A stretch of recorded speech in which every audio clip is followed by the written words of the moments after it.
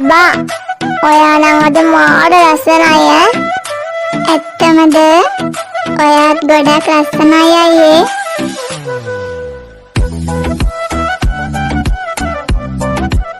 අයියේ ඔයා කවදාවත් මාව දාලා යන්නේ නෑ නේද? මේ අපි යන්නේ දැන්. දැන් ඔයා රෑ වෙලානේ. ඇයි ඔයා නිකන් අමුතුයි වගේ? නෑ එහෙම මොකුත් නෑ. මට මේ පොඩි වැඩ වගේ මතක් වුණා. යන්නේ මට පරක් වුණා. අනේ අයියේ අපි තා චුට්ටක් ඉඳලා යන්න. නෑ මට දැන් යන්න ඕන. මගේ වැඩ දැන් ඉවරයිනේ. මොකක්ද අයියේ කිව්වේ? අනේ අයියේ ඔහම ඉන්නකෝ චුට්ටක්. අනේ අයියේ මං තනියම යන්නේ කොහමද? දැන් ගොඩක් රෑ වෙලානේ. මේ දැන් මං තවසර එකපාරක් කිව්වනේ යන්න මෙතනින්. අනේ ඔයා මට ඇත්තටම ආදරේ කරේ නැද්ද? ඔයා මගේ ජීවිතේ විනාශ කරා. ඇයි දැන් මං තවසර එක බලෙන්ද හිටියේ? අනේ මට එහෙම කරන්න එපා අයියේ. අඩෝ විසල් මේ මොකද බං? නෑ බං යමයි යන්න. අනේ අයියේ මම වඳින්නම්. අනේ අයියේ මට මේව කරන්න එපා අයියේ. මේ විසල් අඩෝ එහෙම කරන්න එපා බං. පව් බං කෙල්ලෙක්නේ. අනේ මේ යමම් බං බයිලා ගහන්න නැතෝ. මේක නිසා තමයි මම ආදරේ කරපු කෙල්ලත් මාව දාලා ගියේ. අනේ මම මොකද්ද කරේ?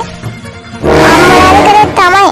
ඔබ මගේ පස්සෙම කලමයක් වගේ ආපු නිසා තමයි කෙල්ලත් මාව දාලා ගියේ.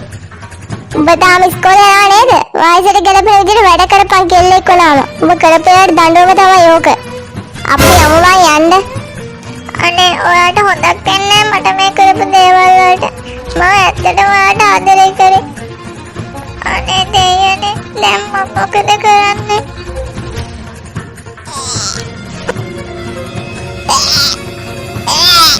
අනේ මේ මට මොකද වුනේ? අනේ මම පෙක්ලද්ද? දැන් මොකද කරන්නේ මම? හෙලෝ විසල් අයියේ.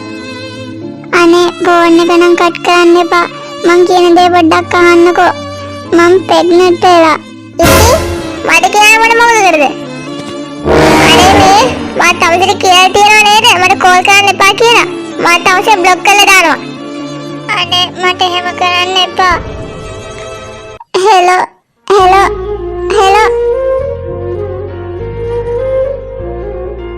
මොකක්ද ළමයා මේ කරගෙන තියෙන්නේ? ඔයාගේ වයස කීයද කියන්නකෝ දැන්? 16යි.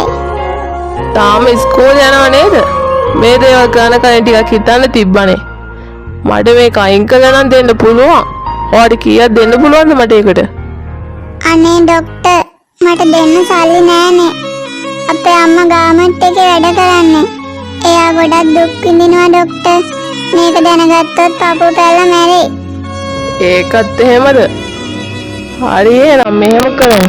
මට මේක අයින් කරලා දෙන්න පුළුවන්. ඒත් මම මේ කියන දේට කැමති වුණොත් විතරයි. ඒ මොකද්ද ડોක්ටර්? ඔයා ඒ වෙනුවට මාත් එක්ක ඉන්න ඕනේ. මොකක්? අනේ ડોක්ටර්. ඔයා දැන් ගෙදර ගිහින් හිතලා බලන්නකෝ. ඔයා කැමති නම් හෙට මාව හම්බ වෙන්න. අනේ දෙයනේ මම මේ මොකද්ද කරගත්තේ? මං දැන් මොකද්ද කරන්නේ? අනේ මම අම්මට කියපු කතාව වලට එයාගේ හිත රිදෙන්නේ නැති. ඒ නිසාද මට මෙහෙම වුනේ. අනේ අම්මේ මට සමා වෙන්න. ඔයාගේ හිත රිදෙන දේවල් කිව්වට මට එහෙම නොකර ඉන්න තිබුණා. අනේ අම්මේ මට ඔයාට මුණ දෙන්න බෑ අම්මේ.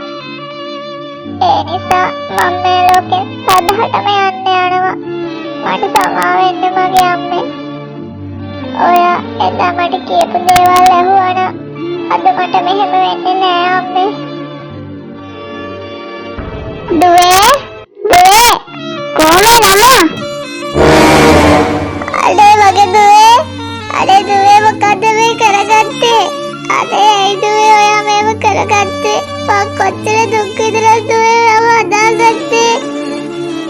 අනේ ඇයි දුවේ ඔයා මේව කරගත්තේ? පාඩ මේව කරගන්න තරම් මොකද තිබ්බ ප්‍රශ්නේ? අනේ ඇයි දුවේ ඔයාට මේ අප්පා ගැන ටිකක් හිතන්න බැරි වුණේ?